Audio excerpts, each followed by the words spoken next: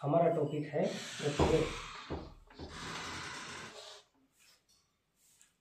प्रत्यय क्या है? इससे पहले आपको उपसर्ग पढ़ाए गए थे। उपसर्गों में बताया गया कि वे शब्दांश जो शब्द के प्रारंभ में जुड़कर उनका अर्थ बदल देते हैं उपसर्ग कहलाते हैं। प्रत्यय उपसर्ग का बिल्कुल उल्टा है। उपसर्ग प्रारंभ में जुड़ रहे थे, प्रत्यय अंत में जुड़ते हैं और शब्द के अर्थ में कुछ बदलाव लाते हैं, कुछ विशिष्टता ला देते हैं या कुछ और विशेष अर्थ उसमें जोड़ देते हैं। संस्कृत में कहें तो प्रतीयते विधीयते इति प्रत्यय, अर्थात वे शब्दांश जो शब्द के अंत में जुड़ते हैं। मान लो ये हमारा शब्द है, इसके बाद में जुड़ते हैं प्रत्यय।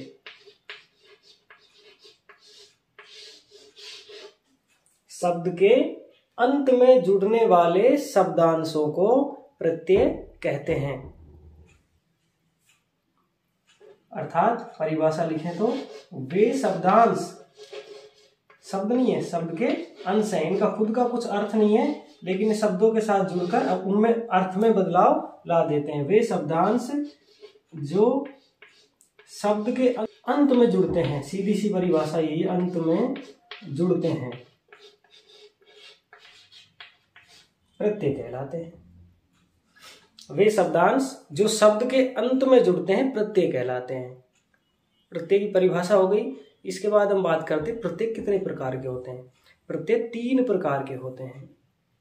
प्रत्यय वे शब्दांश जो शब्द के अंत में जुड़ते हैं प्रत्यय कहलाते हैं।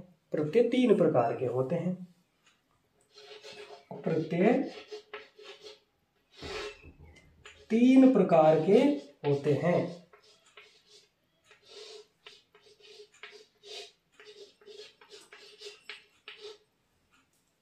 प्रत्यय की परिभाषा हो गई। वे शब्दांश जो शब्द के अंत में जुड़ते हैं प्रत्यय कहलाते हैं। प्रत्यय 3 प्रकार के होते हैं। कौन कौन से होते हैं? पहला है कृत प्रत्यय।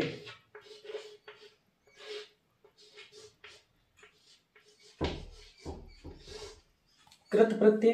अब कृत प्रत्यय क्या होते हैं इसके बारे में आगे चर्चा करेंगे। दूसरा है तद्धित प्रत्यय। तद्धित प्रत्यय। और तीसरा जो प्रकार है वो है स्त्री प्रत्यय। स्त्री प्रत्यय। प्रत्यय 3 प्रकार के होते हैं। कृत प्रत्यय, तद्धित प्रत्यय और स्त्री प्रत्यय।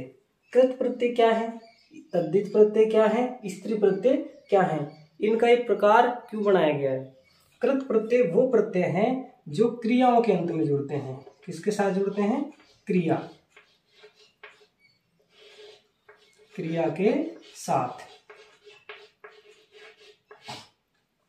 कृत प्रत्यय केवल क्रियाओं के साथ जुड़ेंगे। क्रियाओं की जो धातुएं हैं संस्कृत में, पढ़ना, उठना, चलना, बोलना, उड़ना, इस प्रकार की जो क्रियाएं हैं उनके साथ, जैसे पठ धातु है तो पठ धातु के साथ जो कृत प्रत्यय हैं वो ही जुड़ेंगे, तद्धित प्रत्यय नहीं जुड़ेंगे। अब तद्धित प्रत्यय जुड़ते हैं संज्ञाओं के साथ। किसके साथ जुड़ते हैं? संज्ञा के साथ। संज्ञाएं क्या हैं? किसी वस्तु का नाम, किसी व्यक्ति का नाम, किसी भाव का नाम, जगह का नाम। संज्ञा अर्थात किसी का भी नाम है, क्रिया के अलावा कोई भी नाम है उसके साथ जुड़ेगा तद्धित प्रत्यय। स्त्री प्रत्यय, नाम से पता चल रहा है स्त्री, अर्थात ये प्रत्यय पुल्लिंग शब्दों को स्त्रीलिंग में बदल देते हैं। स्त्री प्रत्यय पुल्लिंग शब्दों को स्त्रीलिंग में बदल देते हैं।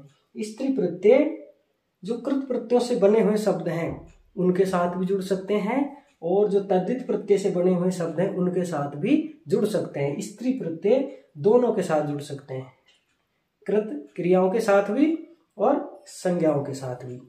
इनका कार्य है पुल्लिंग शब्दों को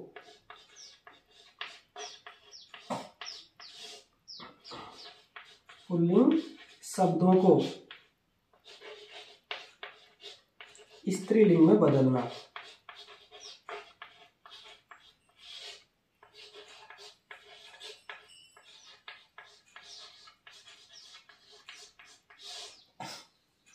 वे शब्दांश जो शब्द के अंत में जुड़ते हैं प्रत्यय कहलाते हैं।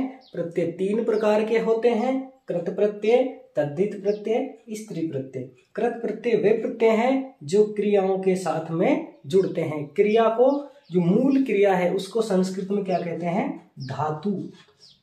क्रिया को कहते हैं धातु, अर्थात कृत प्रत्यय धातु अर्थात क्रिया के साथ में जुड़ते हैं। तद्धित प्रत्यय संज्ञा के साथ, अर्थात किसी का नाम होगा राम, श्याम, या किसी जगह का नाम या किसी गुण का नाम, मीठा, खट्टा, कड़वा, इस प्रकार के जो शब्द हैं उनके साथ जुड़ेगा। स्त्री प्रत्यय जो पुल्लिंग के शब्द हैं उनको स्त्रीलिंग में बदलने के लिए काम में लिए जाते हैं। अर्थात स्त्री प्रत्यय कृत प्रत्ययों के साथ भी जुड़ सकते हैं, तद्धित प्रत्ययों के बाद भी जुड़ सकते हैं, क्रिया के साथ भी जुड़ सकते हैं और संज्ञा के साथ भी जुड़ सकते हैं। तो ये हो गई प्रत्यय की परिभाषा, उसके प्रकार।